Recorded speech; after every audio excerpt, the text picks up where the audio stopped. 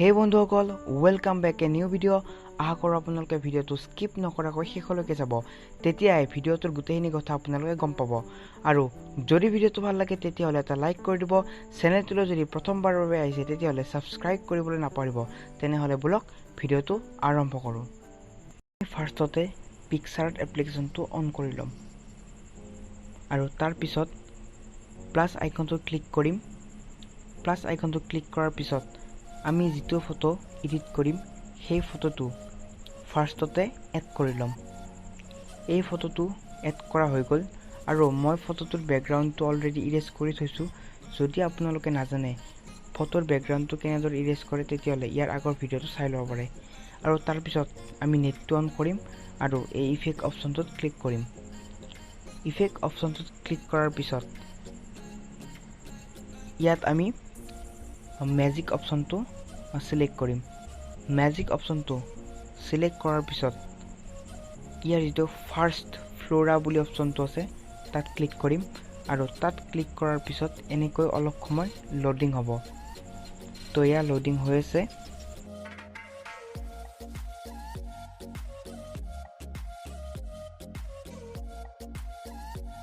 তাৰপিছত ফটোখন এনেকুৱা হৈ যাব আৰু ইয়াৰ 3 লাইনত ক্লিক কৰিম আৰু তাৰপিছত ইয়াৰ 3 ডটছত ক্লিক কৰিম।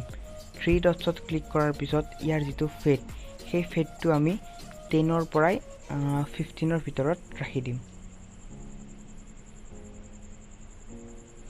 আৰু তাৰপাছত এই ইৰেজ অপশ্যনটোত ক্লিক কৰিম। ইৰেজ অপশ্যনটোত ক্লিক কৰি আমি এই ইফেক্টটো অকল আমাৰ মুখখনৰ ওপৰতে এপ্লাই কৰিম। চ' ইনভাৰ্ট কৰি ল'ম। ইনভাৰ্ট কৰি লোৱাৰ পিছত এই ইফেক্টটো আমি অকল মুখখনৰ ওপৰতহে এপ্লাই কৰিম। তো ভালদৰে এনেকৈ মুখখনৰ ওপৰত এপ্লাই কৰি ল'লে হ'ল। আৰু এটা কথা মনত ৰাখিব, এই ফটোটো এডিটিং কৰিবৰ বাবে আমাৰ যিটো চাৰ্ট বা স্পটিং যিয়ে নাথাকক সেইটো ব্লেক কালাৰৰ হ'ব লাগিব।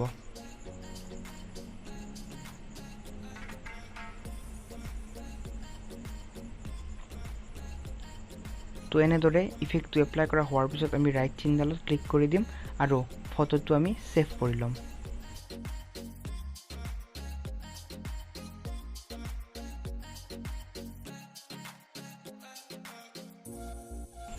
এইবাৰ আমি ফটোখনৰ বেকগ্ৰাউণ্ডটো এড কৰি ল'ম।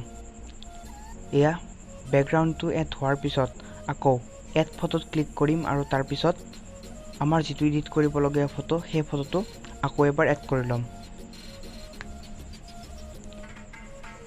এয়া ফটোটো বেকগ্ৰাউণ্ডৰ ওপৰত এড হৈ গৈছে। ইয়াত এড হোৱাৰ পিছত আমি ফটোটো বেকগ্ৰাউণ্ডৰ ওপৰত ভালদৰে মিলাই পেলাই লগাই দিম। আৰু যেতিয়া ফটোখন বেকগ্ৰাউণ্ডৰ ওপৰত ভালদৰে মিলোৱা হৈ যাব তাৰপিছতে ৰাইট চিনডালত ক্লিক কৰি দিম। ৰাইট চিনডালত ক্লিক কৰাৰ পিছত আমি আকৌ ইফেক্ট অপশ্যনটোত ক্লিক কৰিম। ইফেক্ট অপশ্যনটোত ক্লিক কৰাৰ পিছত কালাৰ অপশ্যনটো সিলেক্ট কৰিম আৰু তাৰপিছত কালাৰাইজ অপশ্যনটোত ক্লিক কৰিম। কালাৰাইজ অপশ্যনটোত ক্লিক কৰাৰ পিছত ইয়াৰ যিটো হিউ আছে সেই হিউটো 285ৰ আশে-পাশে থৈ দিম আৰু তাৰপিছত আকৌ ৰাইট চিনডাল ক্লিক কৰি দিম। তাৰ পাছত এড ফটোত ক্লিক কৰি পেলাই আমি মাস্কৰ PNGটো এড কৰি ল'ম। মাস্কৰ PNGটো এড হোৱাৰ পিছত আমাৰ মুখখনৰ ওপৰত মাস্কখন ভালদৰে মিলাই পেলাই লগাই দিম।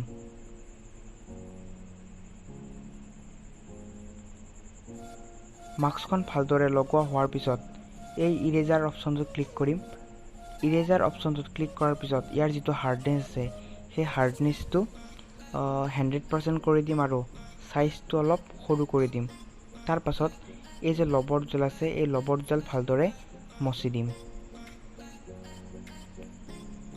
লবৰ দুডাল ভালদৰে মচা হোৱাৰ পিছত ওপৰৰ ৰাইট চিনডালত ক্লিক কৰি দিম আৰু মাস্কখন ইয়াত সেভ হৈ যাব।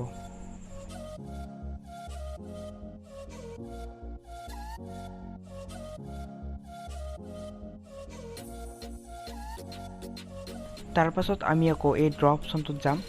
ড্ৰ অপশ্যনটোত যোৱাৰ পিছত এই কালাৰ অপশ্যনটো সিলেক্ট কৰিম। কালাৰ অপশ্যনটো সিলেক্ট কৰাৰ পিছত ইয়াৰ পৰা আমি যিটো পাতল ব্লু কালাৰ আছে সেই পাতল ব্লু কালাৰটো লৈ ল'ম আৰু ৰাইট চিনডাল ক্লিক কৰি দিম। তাৰ পাছত আকৌ এই সেভ অপচনটো ক্লিক কৰিম সেভ অপচনটো ক্লিক কৰাৰ পিছত ইয়াৰ পৰা ঠাণ্ডাৰ অপচনটো সিলেক্ট কৰিম আৰু তাক ফুল কৰি দিম তাৰ পাছত আমাৰ যিটো চাৰ্ট আছে সেই চাৰ্টটোৰ কাষেৰে ধুনিয়াকৈ এনেদৰে লগাই দিম আৰু ওপৰৰ ৰাইট চিনডালত ক্লিক কৰি দিম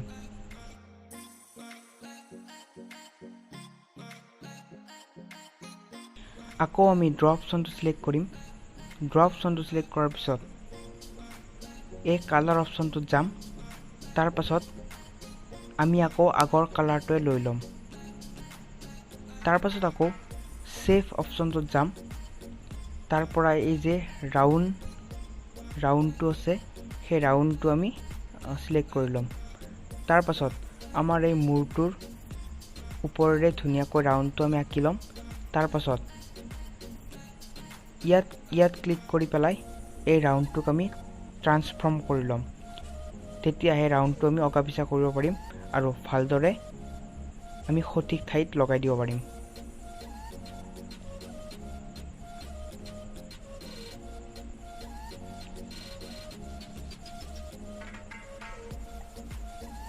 তাৰ পিছত ওপৰৰ ৰাইট চিনডালত ক্লিক কৰি দিম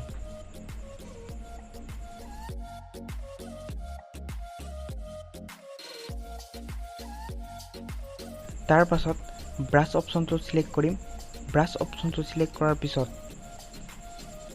আমাৰ এই চকু দুটাত ব্ৰাছেৰে ভালদৰে কালাৰটো লগাই দিম এনেদৰে চকু দুটাত কালাৰটো আমি লগাই দিম আৰু তাৰ পিছত ওপৰৰ ইয়াত ক্লিক কৰি ইয়াৰ যিটো অপেচিটি আছে সেইটো কমাই দিম তাৰ পাছত ইৰেজাৰ অপচনটো ক্লিক কৰিম আৰু ইয়াৰ যিটো এক্সট্ৰা পাৰ্ট আছে সেই এক্সট্ৰা পাৰ্টটো আমি ইৰেজাৰেৰে মুছি দিম আকৌ ওপৰত ক্লিক কৰিম আৰু ইয়াৰ যিটো অপেচিটি আছে সেইটো আকৌ ফুল কৰি দিম আৰু ওপৰৰ ৰাইট চিনডালত ক্লিক কৰি দিম এইটো সেভ হৈ যাব তাৰ পাছত আকৌ সেভ অপচনটো ক্লিক কৰিম আৰু ইয়াৰ পৰাই ষ্টাৰ অপচনটো আমি সিলেক্ট কৰিম আৰু ইয়াক ফুল কৰি দিম তাৰ পাছত আমাৰ যে মাস্কখন আছে সেই মাস্কখনৰ তল পিনে ভালদৰে ষ্টাৰ কেইটা লগাই দিম এনেদৰে তিনিটা ষ্টাৰ আমি লগাই দিম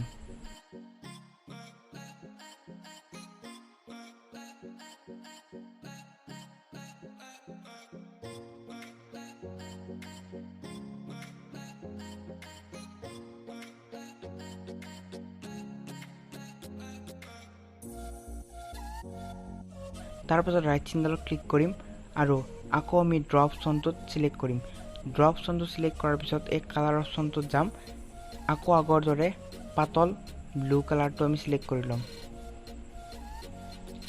আৰু তাৰ পিছত এই ব্ৰাছ অপচনটোত সিলেক্ট কৰি লম আৰু ইয়াৰ যিটো হাৰ্ডনেছ আছে সেই হাৰ্ডনেছটো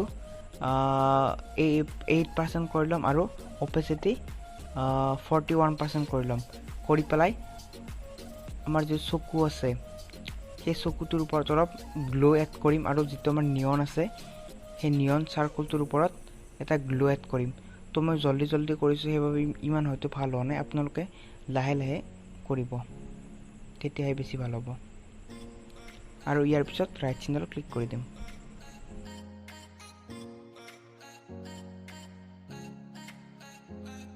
সেভ অপচনটো ক্লিক কৰিম সেভ অপচনটো ক্লিক কৰাৰ পিছত এই লাইন অপচনটো সিলেক্ট কৰি লম আৰু ইয়াৰ যিটো সাইজ আছে সেই সাইজটো 7 কৰি লম আৰু তাৰ পিছত আমাৰ ফটোটো জুম কৰি লম আৰু এই যে মাস্ক আছে এই মাস্কখনৰ ওপৰত ভালদৰে লাইন দুটা ড্ৰ কৰি দিম এই ফটোখনত যিবোৰ PNG ইউজ কৰা হৈছে সেই PNG সমূহৰ লিংক ডেসক্ৰিপচনত দিয়া থাকিব আপোনালোকে তাৰ পৰা ডাউনলোড কৰি ল'ব পাৰে তো এনেদৰে লাইন দুটা অকা হোৱাৰ পিছত অকাখেৰে সৰুকৈ দুটা ক্ৰছ চিন আঁকি দিম তো এনেদৰে দুটা ক্ৰছ চিন আঁকি দিম তো সাইজটো অলপ ডাঙৰ হৈছে ইয়াৰ সাইজটো অলপ সৰু কৰি লম সাইজ 2 কৰি লম তাৰ পিছত সৰুকৈ তলেৰে আৰু এটা ক্ৰছ চিন আঁকি দিম